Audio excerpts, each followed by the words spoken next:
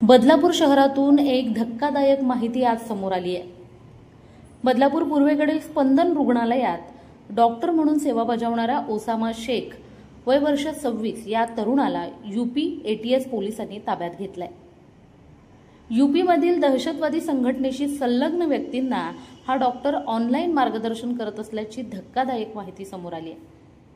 दहशतवादी संघटनांशी या व्यक्तीचा थेट संबंध असल्याच्या संशयावरून यूपी एटीएस पोलिसांनी ही कारवाई केली आहे। दरम्यान ओसामा शेख हा डॉक्टर स्पंदन या खासगी रुग्णालयात गेल्या वर्षभरापासून प्रॅक्टिस करत होता।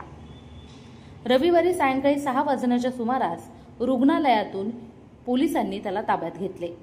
त्यानंतर उल्हासनगर न्यायालयात सोमवारी ट्रान्झिट रिमांडसाठी त्याला हजर करण्यात आलं।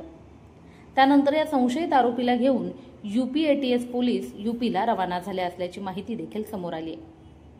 मात्र बदलापूर शहरामध्ये एटीएसने केलेल्या या कारवाईमुळे एकच खळबळ उडाली आहे। दरम्यान ओसामा शेख याच्या बाबतीत स्पंदन रुग्णालयातून माहिती घेतली असता अत्यंत चिकाटी आणि जिद्दीनं आपली प्रॅक्टिस हा डॉक्टर पूर्ण करत असल्याचे समजले। याचवेळी इथल्या रुग्णांनी देखील या डॉक्टरचा स्वभाव चांगला आणि रुग्णांचे म्हणणे ऐकून घेणारा असा होता।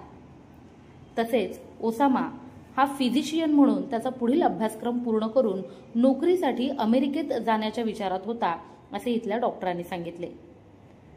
5 बहिणी आणि एकुलता एक भाऊ, आई वडील अशा मोठ्या कुटुंबात ओसामा राहत असून कुटुंब देखील उच्च शिक्षित असल्याची माहिती समोर आली आहे। त्यामुळे यूपी एटीएस पोलिसांनी केलेल्या कारवाईनंतर आम्हाला मोठा धक्का बसला असल्याचे इथल्या डॉक्टर आणि कर्मचाऱ्यांनी सांगितले। मात्र पोलीस नक्कीच सखोल तपास करून सत्य बाहेर आणतील यावर रुग्णालय व्यवस्थापनाने विश्वास दाखवलाय।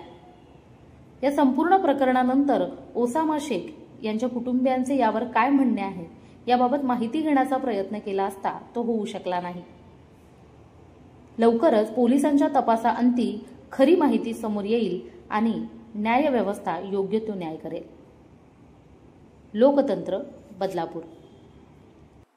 या बातमी संदर्भात तुमच्या प्रतिक्रिया आम्हाला कमेंटच्या माध्यमातून नक्कीच कळवा आणि अशाच प्रकारच्या बातम्या पाहण्यासाठी लोकशाहीचा चौथा आधारस्तंभ लोकतंत्र या वाहिनीला लाईक, फॉलो आणि शेअर करायला विसरू नका। त्याचबरोबर YouTube या आपल्या वाहिनीला देखील सबस्क्राइब करायला विसरू नका।